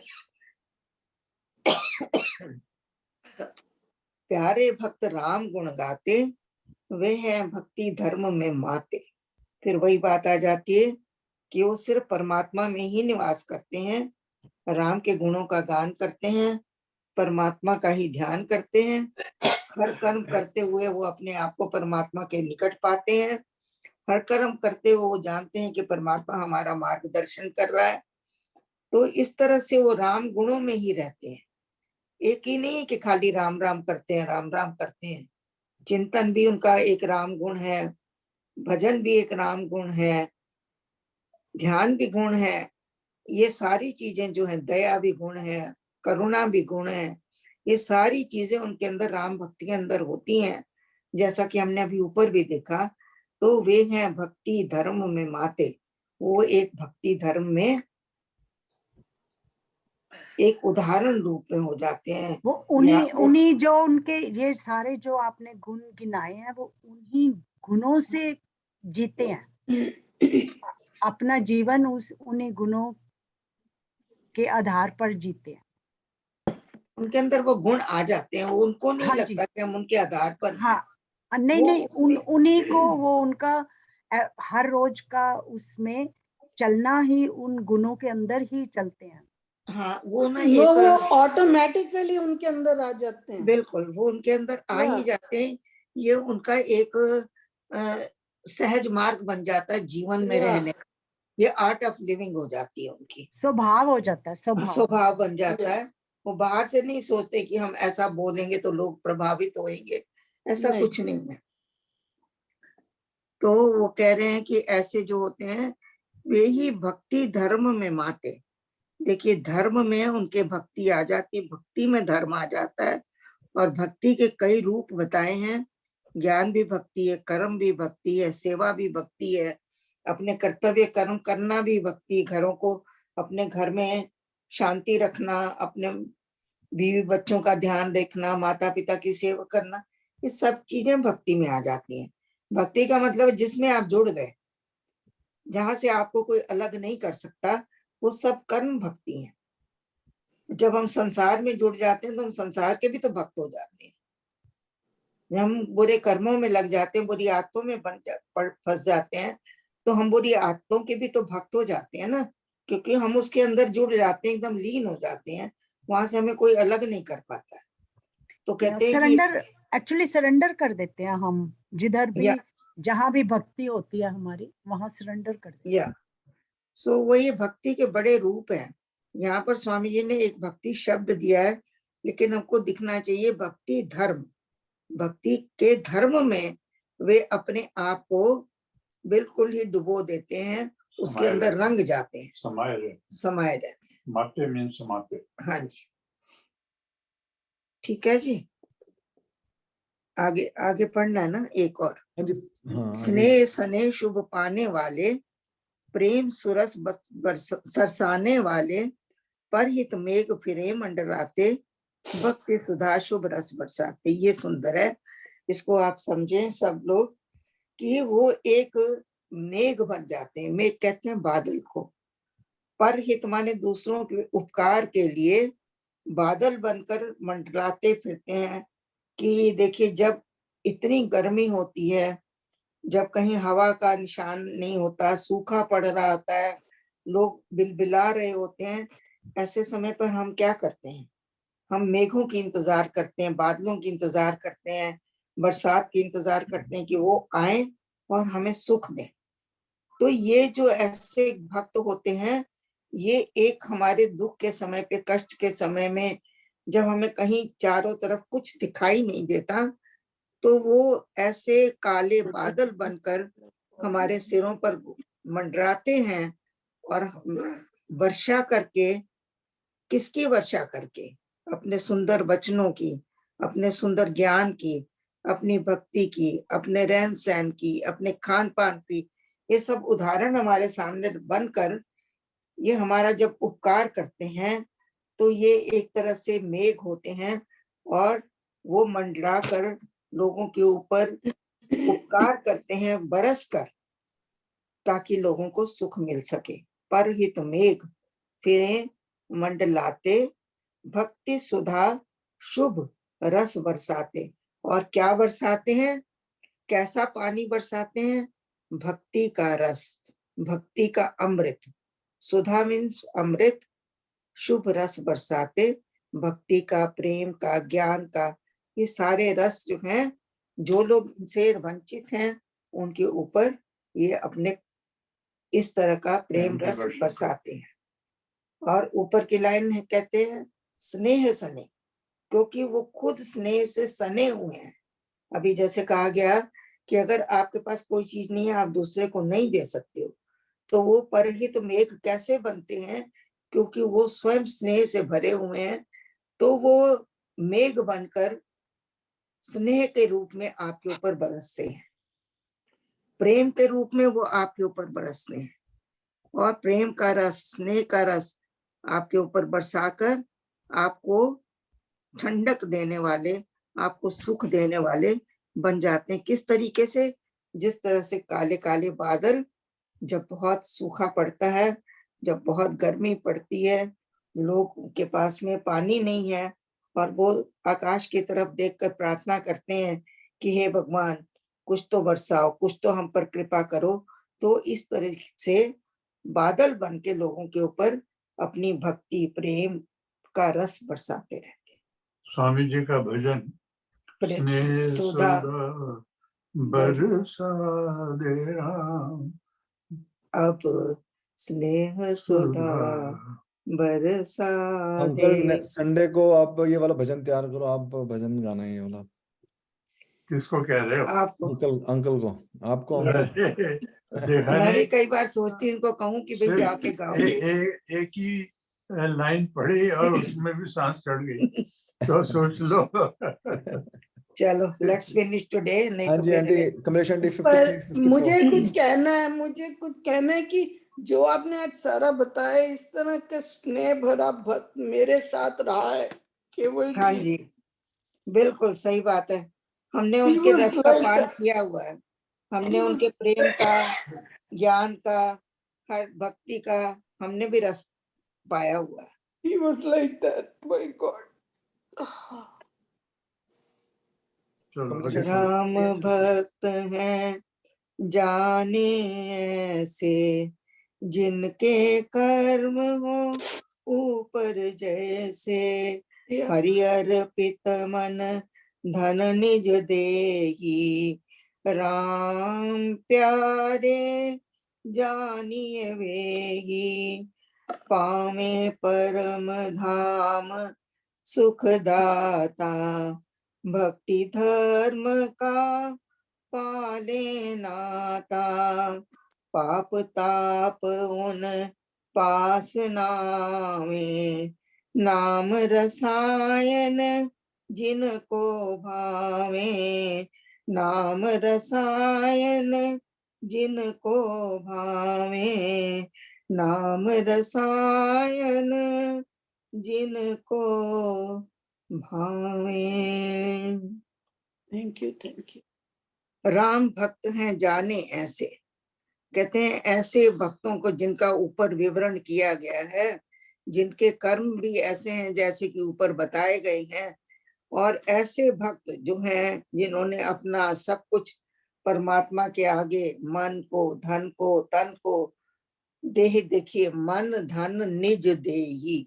देही का मतलब यहाँ पर, देही का मतलब देह भी है और देही का मतलब देना भी है, देने वाले। देना भी है, और देह का मतलब यहाँ पर शरीर भी है। जिन्होंने परमात्मा के आगे अपना मन धन तन सब दे दिया, निज मन दे दिया है, ऐसे जो लोग हैं वे परमात्मा के प्यारे ही जानिए, राम प्यारे जानिए वे ही।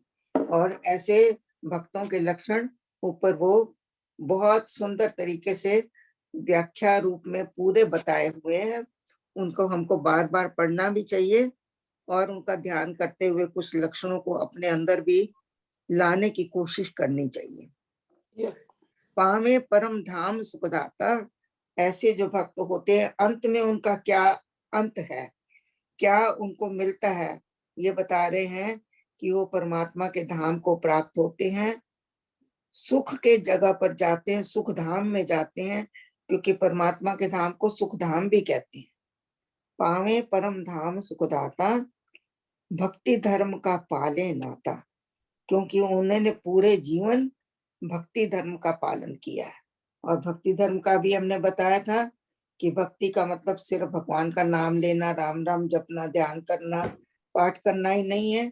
जिस काम को भी आप अपने मन तन से पूरी पूरी तरह लगन से करते हैं, जिसके अंदर आप बिल्कुल रच जाते हैं, जिसमें आप डूब जाते हैं, जहां से आपको कोई अलग ना कर सके, वो हर कर्म आपका भक्ति बन जाता है, क्योंकि उन्होंने अपने जीवन में भक्ति धर्म को पाला है। जो भी कर्म किया है उसमें घुल मिल के किया है। तो ऐसे मनुष्यों के पास में ना कोई पाप आता है, ना कोई ताप आता है। कि हमने पिछली बार ये कहा था, 3 तरह के पाप होते हैं, 3 तरह के ताप होते हैं। उनके पास में किसी तरह का पाप ताप नहीं आता है। और वो नाम रसायन जिनको भावे, ऐसा क्यों होता है उनके पास? क्योंकि उन्होंने नाम राम नाम की औषध, रसायन का मतलब होता है औषधि, राम नाम की औषधि को अपने अंदर डाल दिया हुआ है, उनको पीते रहते हैं, उसका प्रयोग करते हैं, इसलिए वो कभी रोगी नहीं होते। क्योंकि पाप और ताप जो है ये आपको रोगी बनाते हैं। तो इन पापों और तापों से दूर उनका जीवन होता है, उसके पास भी ये चीजें नहीं फटकती हैं, क्योंकि उन्होंने राम नाम की औषधि का सेवन किया हुआ है। हमारी अमृतवाणी में भी एक पद आता है, औषध राम नाम की खाइए, मृत्यु जन्म के रोग मिटाइए। तो उसी को यहाँ रसायन कहा गया है। सो अंत में वो परम धाम को ही पाता है।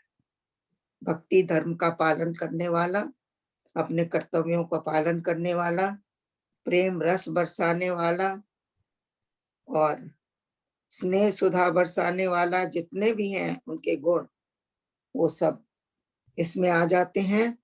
राम रमे मन राम में राचे, राम रटे रसना से साचे। क्या बात। बस यही हम लोग इस चैप्टर का अंत करते हैं। और अगर किसी को कुछ कहना है, अपना विचार शेयर करने हैं, प्लीज आगे आइए। सबको हाँ जी, कमलेश जी आपने बड़ा अच्छा बताया। जो मेरे दिमाग में आया ये कि तीनों हमने पढ़ लिए, ज्ञान योग भी, भक्ति योग भी और हमने कर्म योग भी पढ़ा है। हाँ जी, तो बात तो अंत तक यही पहुंचती है कि हमारा स्वरूप क्या है। स्वरूप जो है हमारा आत्म स्वरूप है। आत्म स्वरूप को समझने के लिए हमें आत्मबोध चाहिए। आत्मबोध को जानने के लिए हमें श्रम करना पड़ता है, परिश्रम करना पड़ेगा। और परिश्रम में हमें आते हैं कर्म योग, ज्ञान योग और भक्ति योग। भक्ति योग का आपने बड़े अच्छे लक्षण दिए अभी। और ज्ञान योग का मतलब है कि हम परमात्मा के जो हमारा अंदर आत्मा है उसका ज्ञान कैसे करें। हमें हृदय गर्भ तक जाना पड़ेगा, जहां पर कि सोर्स ऑफ क्रिएशन, वो कैसे उसको जान सकते हैं। वो आपने बताया। भक्ति एक बड़ा सुंदर जो आपने बताया। अब इसको पढ़ने से और या इसके ज्ञान से ही हमें वहां तक पहुंच सकते हैं, source of energy, source of creation. अब एक चीज और मैं जानने के एक बात कहना चाहूँगा, ऐड करना चाहूंगा। जो आपने पढ़ा है, फॉर एग्जाम्पल हम बचपन में भी जानते थे, स्कूल में जाते थे तो अध्यापक यही कहते थे, घर में जाके अगर आपने ये जो मैंने पढ़ा पाठ पढ़ा है, घर में जाके अगर रिवीजन कर लेना आप, तो आपको याद हो जाएगा, आप भूलेंगे नहीं। और लोग करते क्या थे कि बस्ता फेंका, उसके बाद खेलने चले गए तो वो याद से जो भूल जाते हैं। अगर ये भक्ति प्रकाश को हम जाके आज रात को ही इसको दोबारा पढ़ें तो ये हमारे मन में बैठ जाएगा। बिल्कुल। बहुत इसका अच्छी- जो है ये मनन जो है, चिंतन, वो यही है, हम दोबारा से इसको दोहराएं, और जो जिज्ञासु है वो उसको दोहराएगा, उसको हाँ। पढ़ेगा दोबारा, बहुत उसको अच्छी फिर अंकल बहुत अच्छी उसको बात मन की है। में बसा लेगा। बहुत हाँ अच्छी जी। बात की है। इसी से related actually Devendra Chopra ji actually कुछ बताना चाह रहे थे, तो चोपड़ा साहब। जी राम राम जी। मैं आपका बहुत ज़्यादा टाइम नहीं लूँगा, लेकिन टॉपिक बिल्कुल रेलेवेंट है। यही बात अभी कर रहे थे अरोड़ा जी, और यही हमें बताया कमलेश जी ने, स्पेशली 48 के ऊपर था, राम रमे मन राम मेरा। अब इसे थोड़ा सा ना प्रैक्टिकल ले लें चीज़ों को। थ्योरी तो पढ़ ली, या आप कोई मिस कर गए तो टेप सुन सकते हो आप।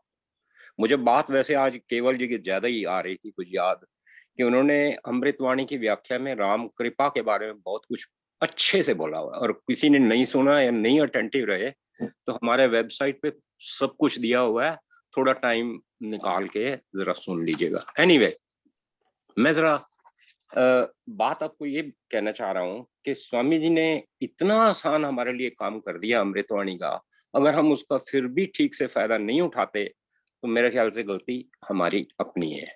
ये मैं बात इस कॉन्टेक्स्ट में कह रहा हूँ कि हमारे सिस्टम में कोई फॉर्मेलिटीज नहीं होती कि धूप दिखाओ, धोती पहन के आना, जंगल में चले जाना, टिक्का लगाना, सिर्फ तो एक ही बात कही है कि राम नाम की। और ये बात अगर हम नहीं कर पाते तो कोई गलती हमारे में है। प्रार्थना और इसके प्रभाव में स्वामी जी ने एक जगह लिखी है कि साधक को कहाँ कहाँ डिफिकल्टीज होती है। तो एक जगह मैं 2-3 लाइनें जरा पढ़ दूं, फिर बात करते हैं। उसमें स्वामी जी ने पेज 279 में लिखा है, ये प्रवचन पीयूष में, सॉरी, कलम ठीक नहीं लिखती तो आप समझ जाते हैं कि स्याही नहीं या निब खराब है। रेडियो खराब हो तो इसमें आवाज नहीं आती तो आप समझते हैं कि इसमें खराबी है। यदि आपको राम धुन नहीं आती तो सोचें कि आपके यंत्र में खराबी कुछ है। बिगड़ी मोटर में 2 दिन बैठे रहो तो भी वहीं रहोगे। मेरी तो ये भावना है, मेरे जैसे आदमियों का निश्चय है कि आदमी आराधन करता है तो फल आता है, पर आराधना करने वाले को अपनी कमी का भेद समझने की चेष्टा करनी चाहिए। अब इसे थोड़ा सा हम समझें। हम अपनी तरफ से सब कुछ करते हैं। लेट्स से कि हम मंदिर गए, बैठे, from outer point of view perfect शांति है, अधिष्ठान खुला हुआ है, अमृतवाणी चल रही है, लेकिन आप घर से सोच के आए थे कि मैं इसके बाद जाऊंगा ग्रोसरी करूंगा। दिमाग आपका चल पड़ा कि टिंडे या गोभी लाया था वो ये तो रह ही गया। अब उसमें सोचने में अपने टाइम खराब कर दिया। अब वो टॉपिक ये है कि कंट्रोल कैसे करोगे माइंड को। क्या आप माइंड को कंट्रोल कर सकते हो या माइंड ही आपको कंट्रोल करता चला जाएगा। इसे कहते हैं विचार तरंग। बाहर से तो डिस्टरबेंस आ ही नहीं रही, डिस्टरबेंस आपकी अपने अंदर से आ रही है। उसके लिए क्या करा जाए, ये इसके ऊपर मैं 2-4 मिनट लगाऊंगा आपका। हमारा mistake lies in treating the mind as our guru and forgets about चेतना। हम माइंड को समझते हैं ये गुरु है, और माइंड हमें खड्डे में गिरा के ही रहेगा, क्योंकि इसने हमें कोई ना कोई थॉट्स देते रहना है, या पास्ट के या फिर फ्यूचर के। पास्ट हिस्ट्री है और फ्यूचर मिस्ट्री है। और डेड यस्टरडेज या अनबॉर्न टुमारोज या गोभी नहीं रहा है वो शॉपिंग करनी है, इसके बारे में सोचते हुए जब हम अपने माइंड को कंट्रोल नहीं करते तो इसका मतलब वो माइंड हमें कंट्रोल कर रहा है और हम अपने प्रेशियस टाइम को खराब कर रहे हैं। हम ध्यान कर नहीं रहे, हम सुन नहीं रहे, कुछ भी अटेंटिव नहीं है। हमने अपना दिमाग इधर उधर लगा दिया जो हमें सूनर और लेटर खराब करेगा। एक बच्चा जैसे खेलने के लिए उसे दे देना खिलौने, उसमें मस्त हो जाता है, लेकिन वो इतना मस्त हो जाता है चाहे उसकी माँ मर भी रही हो ना, तो अपने बच्चों से ही खेलता रहता है। तो मन हमें इस तरह के खिलौने दिए हुए हैं उसने, जो कभी कहता है ये सोच लो, कभी कहता है वो सोच लो। और मन हमें ये भी कहता है कि भगवान की तरफ कहाँ लग गए आप, मेरी तरफ लगो, मैं आपको सुख शांति की बात बताता हूँ। कौन सा भगवान है, दिखाओ तो सही जरा मुझे, प्रूव तो करो। और प्रूव आप भगत कर ही नहीं सकता, क्योंकि उसका स्वरूप ही कुछ हो रहा है। अब majority of the people they set there, उनके माइंड की ऑसिलेटिंग टेंडेंसी होती है। कोई किसी ने कभी कोई बात कही होगी कई साल पहले, उसको लेके सोचते रहेंगे आगे पीछे पीछे आगे, स्टेबल नहीं होता। And if you can understand and overcome this oscillating tendency of mind, then there is some solution. लेकिन अगर माइंड को समझोगे नहीं और माइंड को माइंड के ही जरिए से कंट्रोल करोगे तो कंट्रोल कोई नहीं होगा, क्योंकि आप अपनी शेडो को ही डंडे मार रहे हो, कुछ भी नहीं होगा। आप पहले समझे माइंड है क्या। बिल्कुल जैसे लंगूर होता है, लंगूर को जितना मर्जी कोशिश करो इधर उधर कूदता फिरता ही रहेगा, बाय डिफॉल्ट बाय नेचर ही इसकी ऐसी है। अब हम लोग सारे दादे दादियां नाने बन गए, बच्चा एक घर में आ जाए 3-4 साल का, उछल कूद मचा देगा, ये छेड़ वो कर उधर कर, उसको आप कंट्रोल करने के लिए लाख समझाते रहो नहीं समझेगा। और उसको पूछो भूख लगी है, दादी नानी बना रही है उसके लिए रोटी, लेकिन वो कंट्रोल में नहीं आएगा। पर उसी बच्चे को पसंद क्या है, कार्टून फिल्म, वो लगा दो हिलेगा ही नहीं, वो तब रोटी भी बन गई तो उसे रोटी की तरफ नहीं देख रहा, कार्टून फिल्म की तरफ आप लगा रहेगा। तो कंट्रोल करने के लिए पहले हमें समझना चाहिए माइंड की, क्या माइंड हमें रूल कर रहा है कि हम माइंड को रूल करने जा रहे हैं। अगर हम इसको, माइंड कहता है कि सुख कहाँ है, कोई ना कोई चीज दिखाता है, लेट अस से कि माइंड कहता है मटेरियल पोजीशन में सुख है, लेकिन माइंड हमें एक साइड दिखाता है, दूसरी नहीं दिखाता। अगर हम कोई सुख ढूंढते हैं तो दुख साथ आता है, अगर हम दिन ढूंढते हैं तो रात साथ आती है, जिंदगी ढूंढते हैं तो मौत साथ आती है, दिया ढूंढते हैं तो अंधेरा साथ आता है। ये दोनों चीजें आती हैं, ये मन नहीं दिखाता, एक ही चीज दिखाता है, ये वाली। तो उसके लिए होता है भ्रम और उसके लिए होती तकलीफ। जो इंटेलिजेंट बंदे हैं, जो अष्टावक्र हैं, जो कबीर हैं, जो बुद्ध है, उन्होंने दोनों को ही छोड़ दिया है, वो दृष्टा ही बन गए, न्यूट्रल ही हो गए, जो राम जी करें वो ठीक और जो ना करें वो भी ठीक। अब अगर हम अपने काम में इतने व्यस्त हो जाएं 100%, तो mind is no mind at all, तो तब कुछ कंट्रोल करने की जरूरत ही नहीं हमें पड़ेगी। इसका मतलब है कि once we get engrossed in Ram naam and seeking refuge with shraddha vishwas samarpan, जो अभी ऊपर लाइनें पढ़ी हमने, then with practice outside forces and thoughts have no place to disturb us. हम कोई किसी अल्टीरियर मोटिव से तो कुछ कर नहीं रहे ना, हम अपनी रियलाइज कर रहे हैं आइडेंटिटी को। उस प्रोसेस में डिस्टरबेंस जो आती है हमने खुद क्रिएट करी हुई। अब इसे कोई काम को समझे, लेट अस से कि बीवी ने कह दिया बर्तन साफ के रखी हूँ, मैं आ रही हूँ किटी पार्टी से। एक तरीका तो यह है कि आप उड़ते बलते करते रहो काम, बर्तन साफ तो नहीं होंगे, टूट जरूर जाएंगे। लेकिन दूसरा तरीका है कि इफ यू प्ले इट, भजन के साथ आप कुछ काम करते चले जाओ कंस्ट्रक्टिव, कि वो भी 100 काम करती है, कुछ हेल्प मैं भी कर दूं। कंस्ट्रक्टिवली अगर आप लेते हो तो then you are not like a plodding labour, you are playing the game of chess like a prince. तो बड़ी खुशी से शांति से ये काम हो जाता है।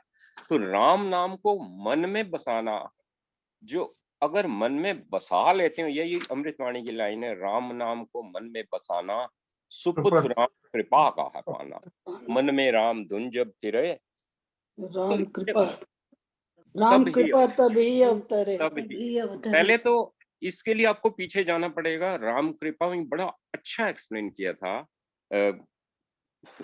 केवल जी ने। तो जो चीज थी अच्छी वो मुझे तो कम से कम नहीं भूली, हर चीज मुझे जबानी याद है उनकी। आज तो केवल जी की बात ही हो रही है तो मैं पासिंग रेफरेंस से कह दूं, वक्त बड़ा ही बलवान होता है। जब केवल जी ने लास्ट कोई कर रहे थे ना चैप्टर, तो उन्होंने कहा था उन्होंने कोई बात, घट मंदिर होगा कोई था, लेकिन उन्होंने ये कहा था कि अगली बार हम कुछ और करेंगे और इसमें कुछ उसके टॉपिक में बात करेंगे। और किसे पता था अगली बारी कोई नहीं आनी, उनके मुंह से हमने नहीं सुन पानी, वो सैटरडे आया ही नहीं सर। तो ये टाइम का कोई पता नहीं होता बंदे को। तो प्राइमरी जॉब में अगर हम इसमें इन्वॉल्व नहीं होते, सुनते नहीं, रिएक्ट नहीं करते, शेयर नहीं करते, चीजों को अगर वो नहीं करते जो करनी चाहिए, डाइजेस्ट नहीं करते, तो ये काम हमारा अधूरा है, हम काम पूरे तरीके से कर नहीं सकते। जैसे कोई ऐसा बंदा है कि मान लीजिए है कवि और नौकरी उसे जूते बेचने की बाटा शू कंपनी में मिली, तो कामयाब नहीं होगा। या उल्टा ले लो, है सेल्समैन और कविता गाने के लिए बोल दें उसे, तो वहां भी उसे कोई रस नहीं आएगा। तो राम रस आने के लिए राम को समझना, अंडरस्टैंड करना, हर चीज में जैसे हम जाते हैं, आते हैं, सुनते हैं, सुनाते हैं, तो उसमें it is just like recharging your telephone. हफ्ते में आए, सुने, और ये नहीं कि 7 दिन खत्म हो गए। ये भी अरोड़ा जी ने बात करी है कि खाली पढ़ लेना नहीं है, जीना है उसको, एक एक वर्ड को जीना है। और यही चीज थी अभी विपिन जी ने बात करी कबीर की। कबीर जी जुलाहा थे, वो कपड़ा बुनते थे राम नाम करते करते, और इतने प्यार से कपड़ा बुनते थे, जिस वक्त इन्हें सिद्धि मिल गई तो बाद में लोगों ने कहा अब आप क्यों कपड़े बुनना बंद क्यों नहीं करते? कितने इसी की वजह से तो मैं राम नाम का भगत बना हूं, इसी की वजह से तो मुझे कुछ लाइट नजर आई है, इसे कैसे मैं छोड़ दूं? वो कहा करते थे राम जी के लिए कपड़ा बनाया, राम जी के लिए देने के लिए जा रहा हूँ, पुश्तों पुश्तों तक चलेंगे। बड़े प्यार से जाना, प्यार से करना, और प्यार से। यही बातें आज हमने डिस्कस करी कि लाइफ का खाली पढ़ लेना, एकेडमिक डिस्कशन काफी नहीं है, प्रैक्टिकल होना बहुत ही जरूरी है। मैं एक पासिंग रेफरेंस, एक एग्जांपल मेरे को अपना ही याद आ रहा है। कई दफा जैसे मंदिर में बैठे आपका ध्यान नहीं लगता, उल्टा एग्जांपल आज मैं बता रहा हूँ, जब ध्यान लग रहा होता है आप मंदिर में नहीं बैठे होते। एक वक्त था कि हम लोग हवाई गए थे छोटे पीरियड के लिए, और वहां तो लोग एंजॉयमेंट करने जाते हैं, कुछ राम नाम के वो अमृतवाणी पढ़ नहीं रहे थे, लेकिन टाइम डिफरेंस ऐसा था कि नींद आ नहीं रही थी। 3:30 के 4 बजे थे रात के, तो हमने घड़ी देखी तो कहें यार ये टाइम तो राम शरणम के प्रोग्राम का है, इसको लॉग इन क्यों ना कर दें। तो उस वक्त कोई प्रोग्राम चल रहा था और भजन चला रहे थे ये संजय जी, और बोल वो रहे थे कि मेरे सतगुरु ऐसे, मेरे मन की जो जाने, मोह माया में भटका, उसमें। तो हमने सुना, बहुत आनंद आया, और करने के बाद जब हमने बेड टी ले कर ली, दिन चढ़ गया, बाहर फोटोएं शोटोएं ले रहे हैं उसकी समुंदर की, तब मुझे ये पता ही नहीं लगा है कब मैंने ये भजन खुद गा दिया उसके साथ पूरे फोटो में, वीडियो में। आई नेवर इवन रियलाइज, क्योंकि मेरा माइंड वहां नहीं कहीं और था। सो मैं कह रहा हूँ माइंड जब लगा हुआ होता है इस चीज में, तो आउटसाइड डिस्टरबेंस नहीं डिस्टर्ब करेंगे आपको, किसी भी किस्म की डिस्टरबेंस नहीं करेगी आपको। अब ये चीजें क्यों मैं कह रहा हूँ, क्यों ये कर रहा हूँ, ये अगर 60s के दशक में, 70 में की होती ना भी अगर मेडिटेट करते तो चल जाता। आज वक्त ऐसा है, हर कदम पे लोगों को डिस्टरबेंस है। कहीं साइबर क्राइम है, फोन वाले तंग करके पैसा लूट रहे हैं, कहीं बच्चों को कोई फेल हो गया तो सुसाइड करता फिरता है, कहीं की शादी नहीं कोई ठीक से चलती तो रोता फिरता है।